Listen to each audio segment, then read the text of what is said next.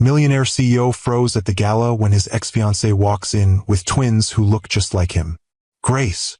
Her name emerged as barely more than a whisper. Damien. Her voice was steady, betraying none of the emotion that flickered in her eyes. I didn't expect to see you here. Who are they? The question was direct, his gaze moving to the children who now regarded him with open curiosity. Grace's posture shifted subtly, protective. This isn't the place for this conversation. Then where is? Damien countered, his voice low but intense. When is? 5 years ago, perhaps. You look like the man in Mommy's silver frame, the little girl observed with disarming directness. Damien felt the impact of those words like a physical blow. She had kept photos of him. The children knew his face, even if they didn't know who he was. We should talk, Grace conceded quietly. But not here. Not now. Tomorrow, Damien stated rather than asked. My office. 10 o'clock. Have you ever wondered what it would feel like to discover you've been a father for years without knowing it? To see your own eyes staring back at you from the faces of children you never knew existed? If you've ever experienced a moment that completely shattered your reality, give this video a like.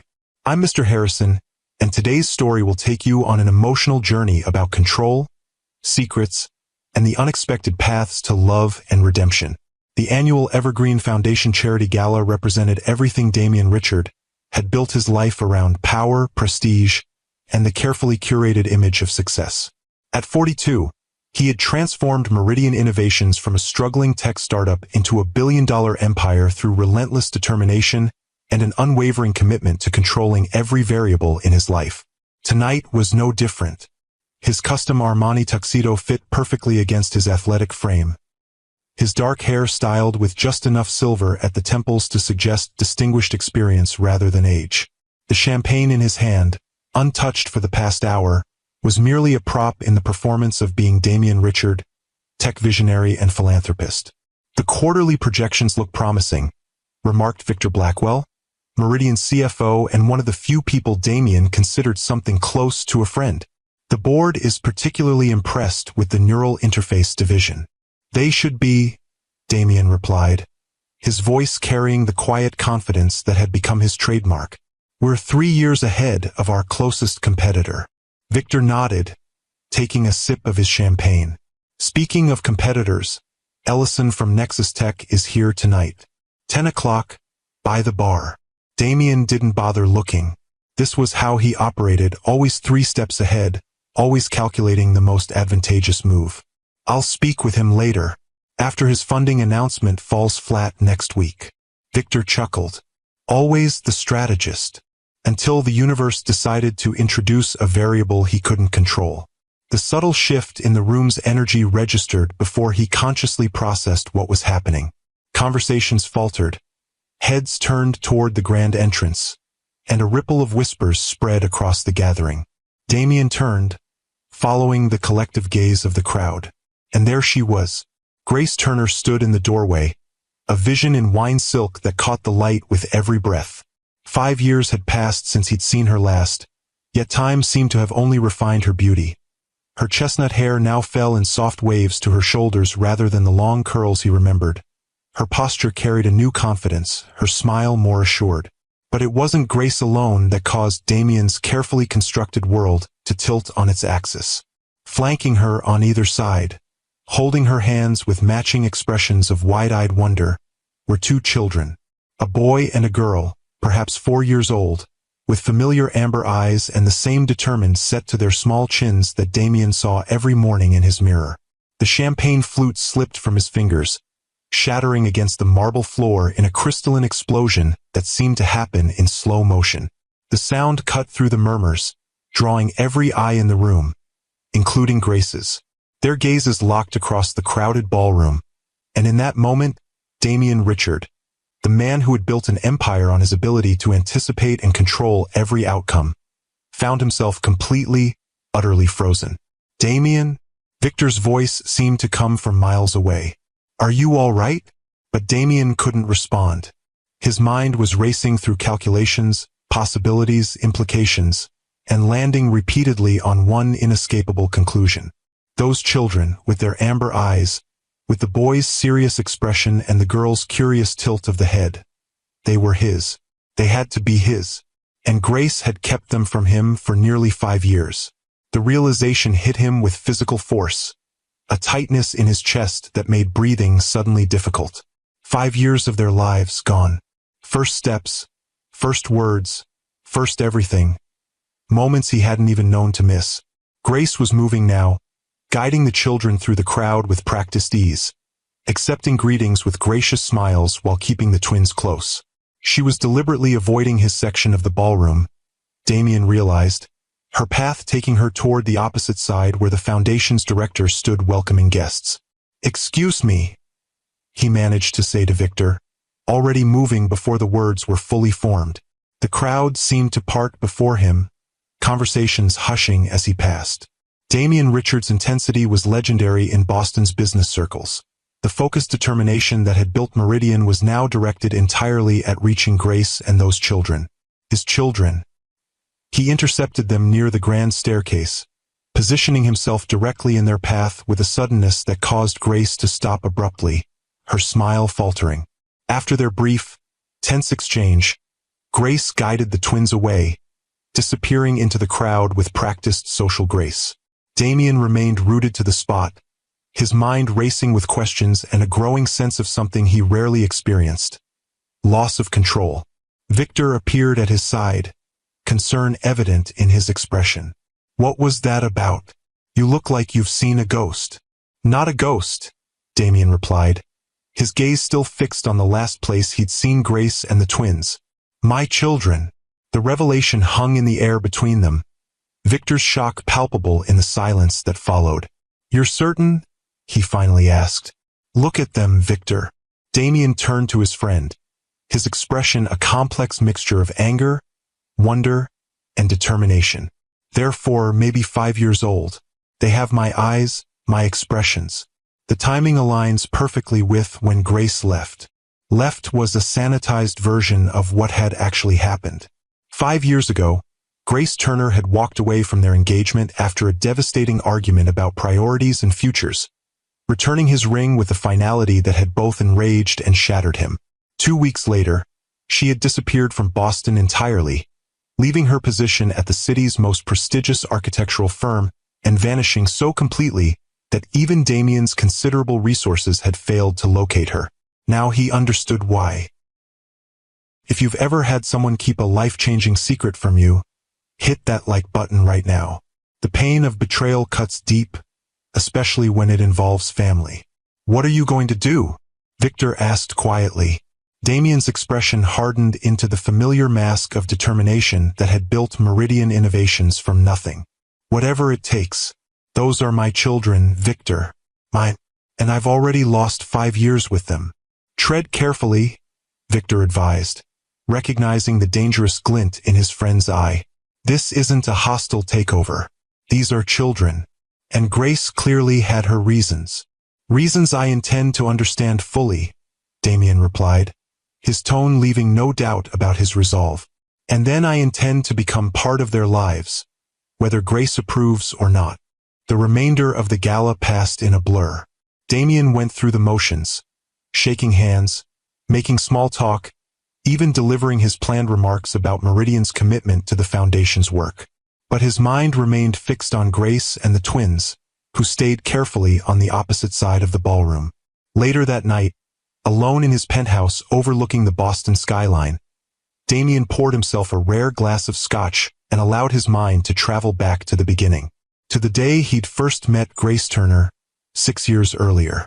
She had been presenting architectural designs for Meridian's new headquarters, a junior architect sent when her boss fell ill.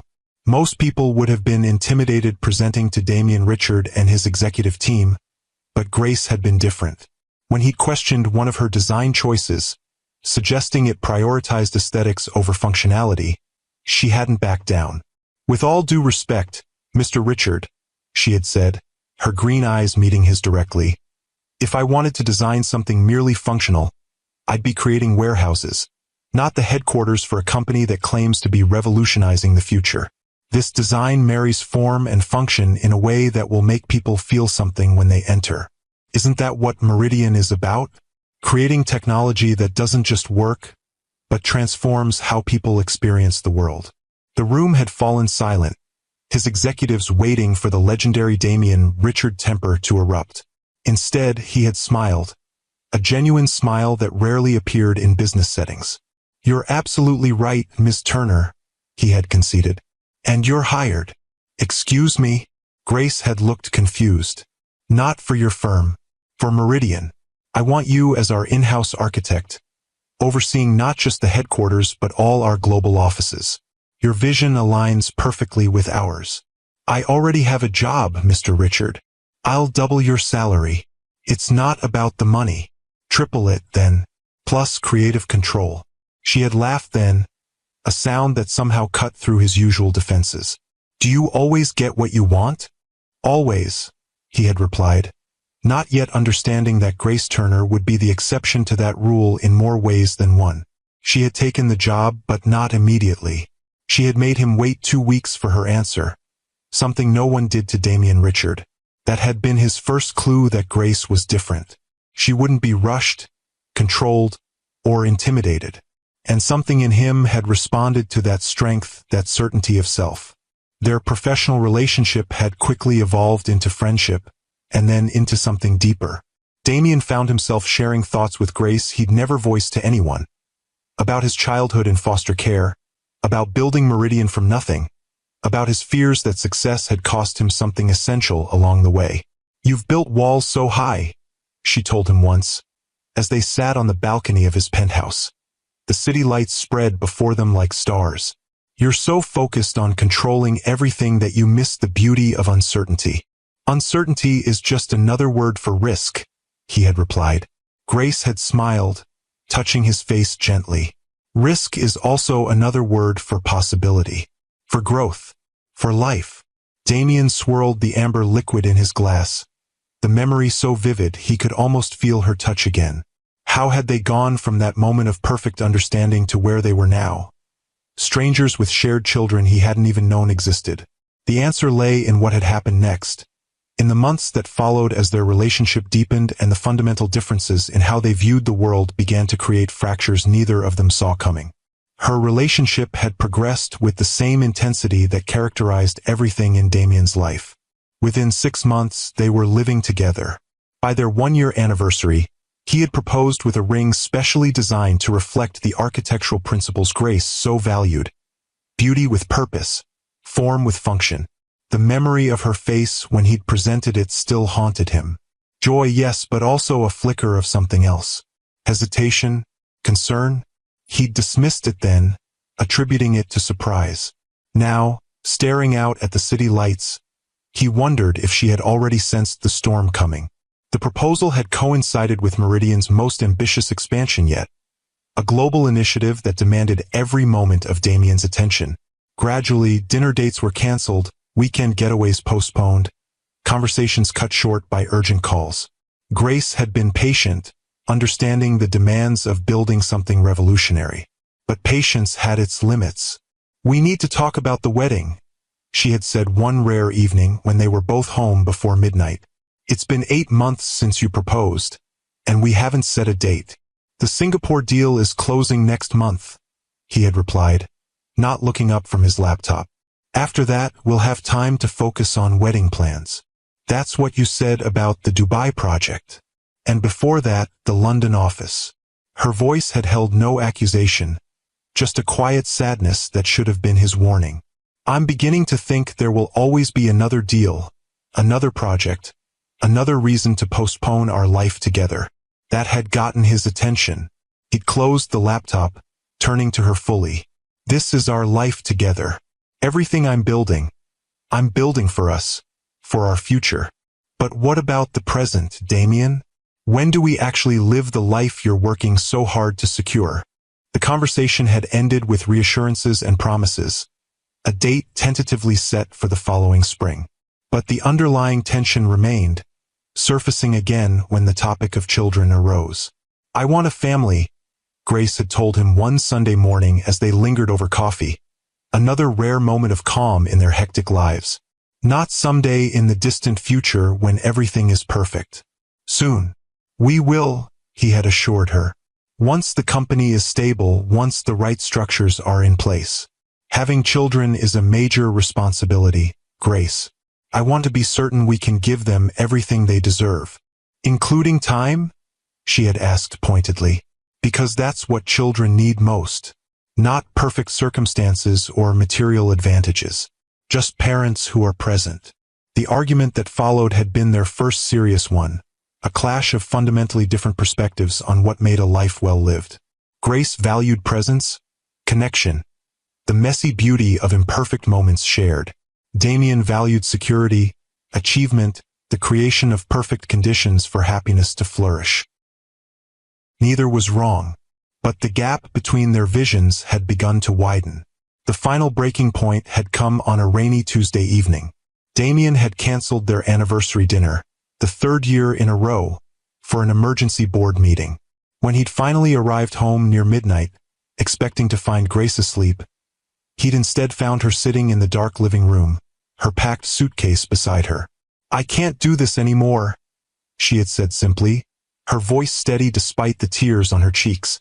"I love you, Damien, but I can't build a life with someone who always puts that life last on their priority list. That's not fair," he had argued, exhaustion and stress making his tone sharper than intended. "Everything I do for us." "No." Grace had stood then, her posture straight, dignified even in her pain. "You do it for your vision of what our life should be. But you never asked if it's the life I want."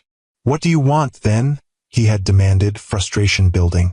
"Tell me, and I'll make it happen." "That's exactly the problem.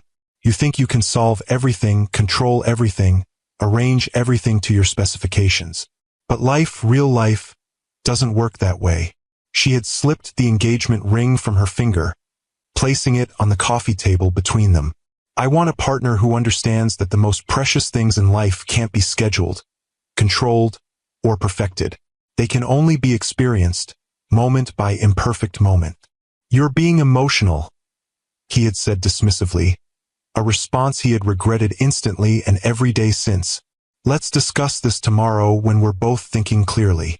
"I've never been thinking more clearly," Grace had replied, picking up her suitcase. "Goodbye, Damien." He had let her go, convinced she would return once her anger cooled. When days passed with no word, he had sent flowers, then gifts, then finally a handwritten letter acknowledging his mistakes and promising change. But Grace had vanished, leaving no forwarding address, changing her phone number, disappearing so completely it was as if she had never existed. Pride had eventually overcome his attempts to find her. If she wanted to disappear, let her. He had a company to run, an empire to build. Life continued, or so he had told himself. Now, staring into his scotch, the truth he had avoided for 5 years stared back at him. He had lost the only woman he had ever truly loved because he couldn't relinquish control, couldn't accept that some things, the most important things, couldn't be managed like a business acquisition. And in losing her, he had lost his children too. Children he hadn't even known existed. The thought sent a fresh wave of anger through him. Whatever her reasons for leaving, what right had she to keep his own flesh and blood from him? To deny him the knowledge of their existence? To deny them a father? If you've ever had to choose between success and happiness, between control and connection, comment below. Sometimes the hardest choices are between two things we desperately want. Morning found Damien in his office 2 hours earlier than usual, reviewing every scrap of information his team had managed to gather overnight about Grace's life since leaving Boston. The picture that emerged both surprised and unsettled him. She had relocated to Portland, Oregon, about as far from Boston as one could get while remaining in the continental United States. There, she had established a small but respected architectural firm specializing in sustainable community spaces. Grace Turner Designs had won several awards for innovative approaches to affordable housing and public buildings that served marginalized communities. More personally, she appeared to be raising the twins, Michael and Mary, according to school registration records, entirely on her own. No partner, no co-parent. Just Grace and 2 children who, based on their birth certificates, had been born 7 months after she left Boston. 7 months. The timing sent another jolt of anger through him. She had been pregnant when she walked out. She had known she was carrying his children and had chosen to disappear without a word. "Sir," his assistant's voice came through the intercom. "Miss Turner has arrived." Damien took a deep breath, straightening his tie and schooling his features into the impassive mask that had served him well through countless high-stakes negotiations. This would be the most important meeting of his life, and he would not allow emotion to dictate its outcome. "Send her in." The door opened, and Grace entered. In daylight, without the glamour of evening wear, she looked both more familiar and more of a stranger. Her simple gray dress and minimal jewelry spoke of a different life than the one she might have had with him, yet she carried herself with the same quiet confidence that had first drawn him to her. "Damien." She nodded, declining to take the seat he indicated. "I'd prefer to stand." "As you wish." He remained seated behind his desk, a deliberate power move. "I appreciate you coming. Did I have a choice? You made it clear at the gala that this conversation was happening, with or without my cooperation." "There's always a choice, Grace." His voice was cool, controlled. "You've certainly exercised yours freely in the past." She flinched slightly at that, but held her ground. "If you've brought me here to berate me, I'll save us both time and leave now. I've brought you here for answers." Damien stood now, unable to maintain the pretense of casual control. "Those children, Michael and Mary, they're mine, aren't they?" Grace met his gaze directly. "Yes." The single word, spoken without hesitation or qualification, landed like a physical blow. Despite his certainty, hearing the confirmation aloud made it suddenly irrevocably real. "You were pregnant when you left. It wasn't a question." "Yes. And you didn't think I deserved to know?" The anger he had been suppressing rose to the surface. "You didn't think they deserved a father?" "I thought they deserved a father who would be present in their lives," Grace replied, her own anger flaring. "Not one who would pencil them in between board meetings and business trips. That wasn't your decision to make, wasn't it?" Grace's voice rose to match his. "You made your priorities abundantly clear, Damien. Work first, always. Everything and everyone else a distant second. That's not fair, and you know it. Isn't it? You missed our anniversary dinner 3 years in a row. You postponed setting a wedding date for almost a year. You couldn't even commit to starting a family until the time was right. Which, knowing you, would have been never." Damien moved from behind the desk, closing the distance between them. "So instead, you decided to punish me by taking my children away? By denying me even the knowledge of their existence?" "I wasn't punishing you," Grace said, her voice softening slightly. "I was protecting them. And yes, protecting myself too." "From what?" "From me? What kind of monster do you think I am?" "Not a monster, Damien. Just a man who believes he can control everything and everyone around him. A man who would have tried to dictate every aspect of my pregnancy, their upbringing, our co-parenting arrangement. A man who would have used his considerable resources to ensure things happened exactly as he wanted, regardless of what anyone else needed." The accusation struck uncomfortably close to home, especially in light of the strategies he had been formulating since last night. Legal actions, custody arrangements, financial provisions, all designed to secure his place in the twins' lives on his terms. "They're my children too," he said finally, his voice quieter but no less intense. "I had a right to know them, to be part of their lives." "Yes," Grace admitted, surprising him. "You did. And perhaps I was wrong to keep them from you entirely. But I wasn't wrong about why I left, Damien. And I wasn't wrong to create a life for them where they are priorities, not afterthoughts." Silence fell between them, heavy with unspoken words and complicated emotions. Damien turned away, moving to the floor-to-ceiling windows that overlooked the city he had helped shape.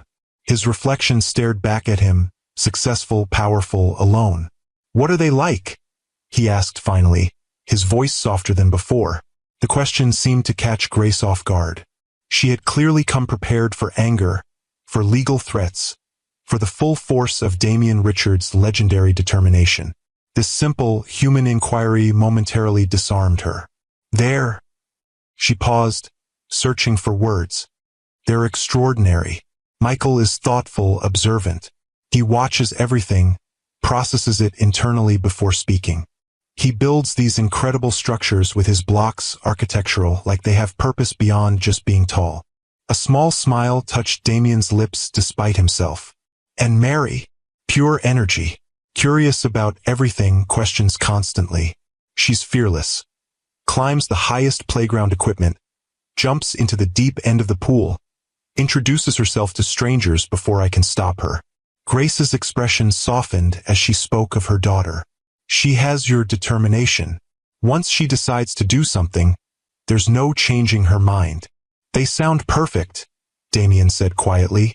They're not perfect. They're real children with tantrums and fears and bad days. But they're...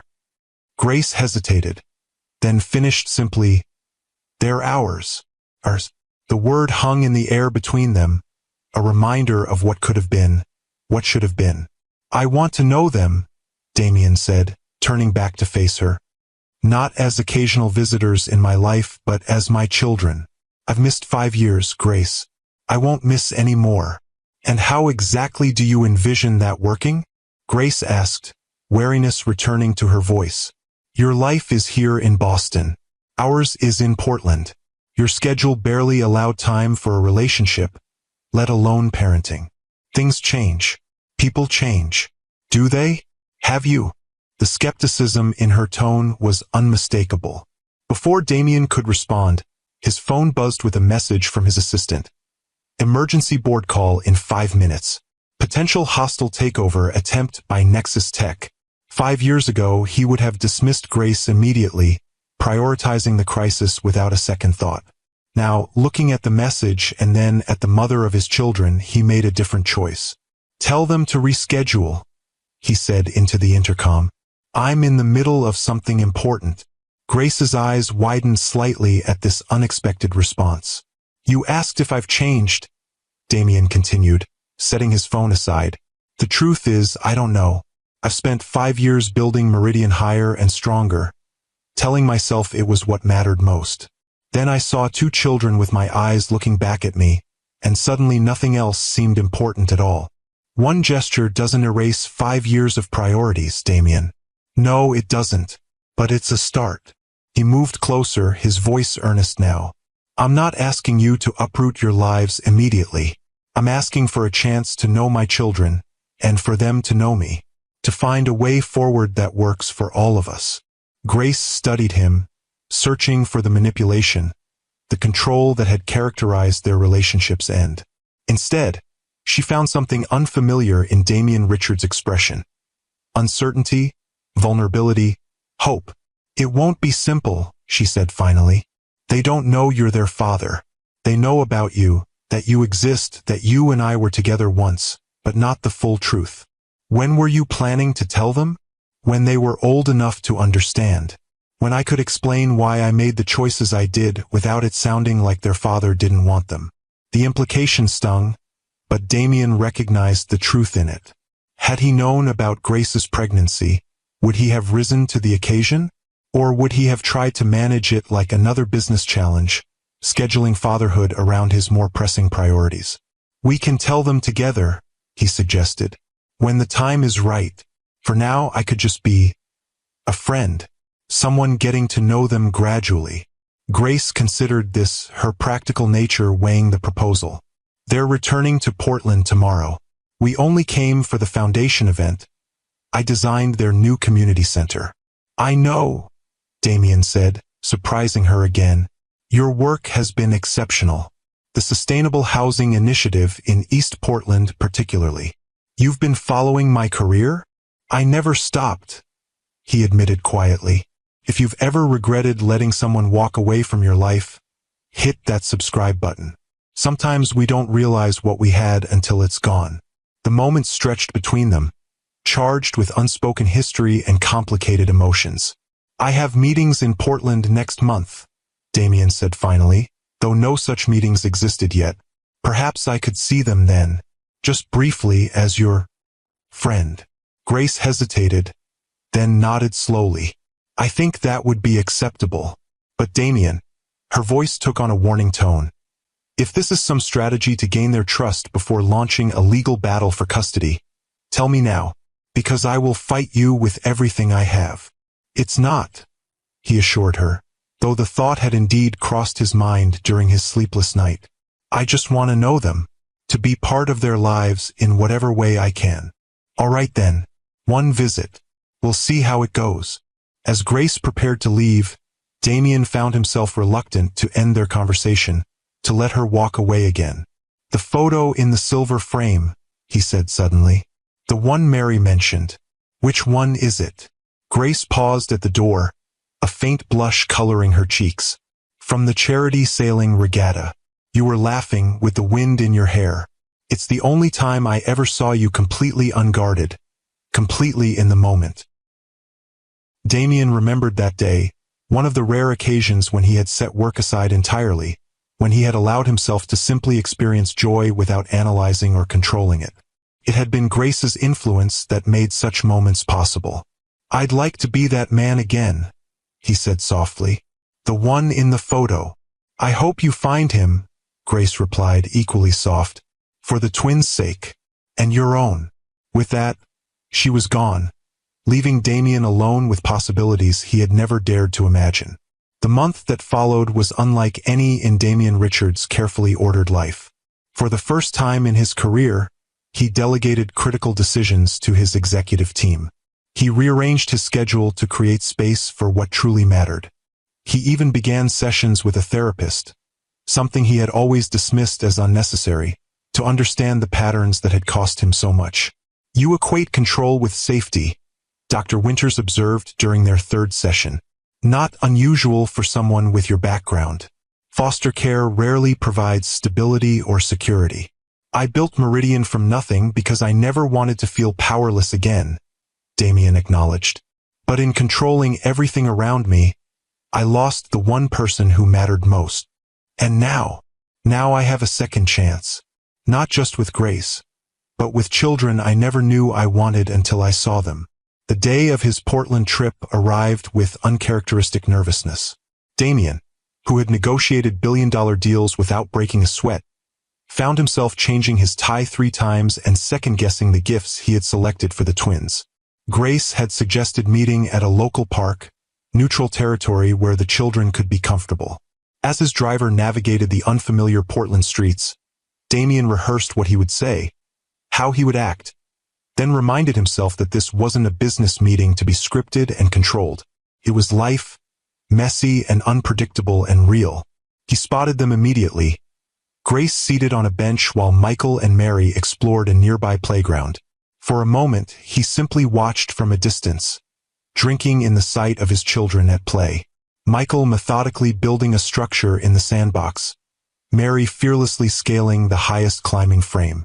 Grace noticed him first, raising a hand in greeting. As he approached, the twins looked up with the natural curiosity of children encountering someone new in their familiar space. Michael, Mary, Grace called. Come meet my friend, Mr. Richard. They approached cautiously, studying him with those amber eyes so like his own. Up close, the resemblance was even more striking. Mary with his determined chin, Michael with his analytical gaze. Hello, Damien said, kneeling to their level despite his expensive suit. I'm very happy to meet you both. You're the man from the party, Mary declared, recognition dawning. The one who looks like me and Michael. Children's directness could be disarming. Damien glanced at Grace, who gave a small nod of encouragement. Yes, that's right, he confirmed. I'm an old friend of your mother's. Do you live in Portland too? Michael asked, his first contribution to the conversation. No, I live in Boston, but I'm visiting for a few days. That's very far away, Mary observed. Did you come on an airplane? I did, and I brought something for each of you, if that's all right with your mother. He looked to Grace, who nodded again. From his briefcase, Damien produced 2 carefully wrapped packages. For Michael, a sophisticated building set that would challenge his architectural instincts. For Mary, a telescope, not a toy but a real one, sized for a child but with genuine scientific capability. Mom says I'm going to be an architect like her, Michael said as he examined his gift with careful hands. You certainly have the talent for it, Damien replied, watching his son's methodical exploration of the building pieces. I want to be an astronaut, Mary announced, already figuring out how to extend the telescope. Or maybe the president. I haven't decided yet. You have plenty of time to decide, Damien assured her, fighting back unexpected emotion at this glimpse into his daughter's boundless ambition. The afternoon unfolded with a naturalness that surprised all of them. They explored the park, got ice cream from a vendor, and talked about everything and nothing. Damien found himself laughing more than he had in years, particularly at Mary's unfiltered observations and Michael's quiet, deadpan humor. As the day drew to a close, a sudden summer shower sent them running for shelter under a park pavilion. Mary, racing ahead, slipped on the wet grass and fell hard, a sharp cry escaping her as she clutched her arm. Damien reached her first, parental instinct overriding any hesitation. Let me see, sweetheart, he said gently, examining the already swelling wrist with careful hands. I think we need to have a doctor look at this. Grace arrived with Michael, concern etched on her face. Is it broken? Possibly sprained, at least, Damien assessed, already lifting Mary carefully into his arms. My car is closer than yours. We can be at the emergency room in 10 minutes. What followed was a blur of activity. The drive to the hospital, the efficient way Damien navigated the admission process, the quiet reassurance he provided to a frightened Mary as the doctor confirmed a minor fracture that would require a cast. You can pick any color you want, the nurse told Mary as she prepared the casting materials. Blue, Mary decided firmly, like the sky where astronauts go. Throughout it all, Grace watched Damien with growing wonder. This was not the man she had left 5 years ago, the one who would have delegated such a crisis to an assistant while he attended to more important matters. This was someone entirely new, or perhaps someone who had been there all along, buried beneath layers of control and ambition. Hours later, with Mary proudly sporting a blue cast covered in signatures from everyone who had treated her, they stood in the parking lot of Grace's modest Portland home. Thank you, she said quietly as the twins waited in her car, exhausted from the day's excitement. You were remarkable with her. It felt natural, Damien admitted, surprised by the truth of it. Like I'd been doing it all my life. You should have been, Grace said, regret coloring her words. I'm sorry for that, Damien. Whatever my reasons, they deserved to know you. And you deserved to know them. We can't change the past, he replied, echoing words she had once said to him. We can only move forward, moment by imperfect moment. Grace smiled at hearing her own philosophy return to her. When do you go back to Boston? My return flight is tomorrow evening. Come for breakfast, she offered impulsively. Before you go, the twins will want to show you their rooms, their toys, everything. I'd like that very much. As Damien watched Grace drive away with their children, something shifted within him. A recognition that the control he had clung to so desperately had been an illusion all along. The most precious things in life couldn't be scheduled, managed, or arranged to specification. They could only be experienced, embraced, cherished in all their messy, unpredictable glory. The months that followed brought changes no strategic plan could have anticipated. Weekly video calls with the twins became part of Damien's non-negotiable schedule.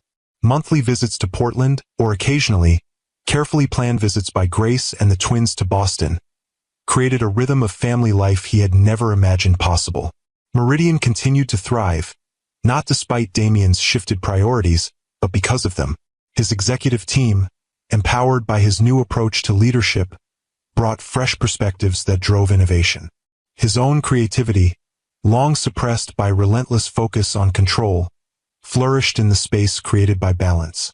And Grace, the woman he had never stopped loving, gradually lowered the walls she had built to protect herself and their children. Their co-parenting relationship evolved into friendship, and then, cautiously, into something more. 1 year after their chance encounter at the gala, Damien found himself once again in formal wear, this time in the garden of Grace's Portland home. Michael stood beside him in a matching suit, solemn in his role as best man. Mary scattered rose petals with characteristic enthusiasm, her blue cast long gone, but the experience a favorite story she told anyone who would listen. As Grace appeared in a simple ivory dress, her eyes finding his with a certainty that had been missing 5 years before, Damien Richard, billionaire CEO, master strategist, and now, most importantly, father and soon-to-be husband, finally understood the lesson that had taken him so long to learn. True success wasn't measured in acquisitions or achievements. It wasn't found in perfect control or flawless execution. It lived in the messy, beautiful moments of connection, in the courage to be vulnerable, in the wisdom to know what truly mattered, and the strength to prioritize it above all else. If the story touched your heart, please hit that like button and subscribe to Timeless Love Tales with Mr. Harrison. I'd love to hear your thoughts in the comments below. Have you ever experienced a moment that completely changed your perspective on what matters most in life? Sometimes the greatest blessings come disguised as our biggest challenges, and the things we think we want aren't always what we truly need. Until next time, remember that it's never too late for a second chance at love, or at becoming the person you were always meant to be.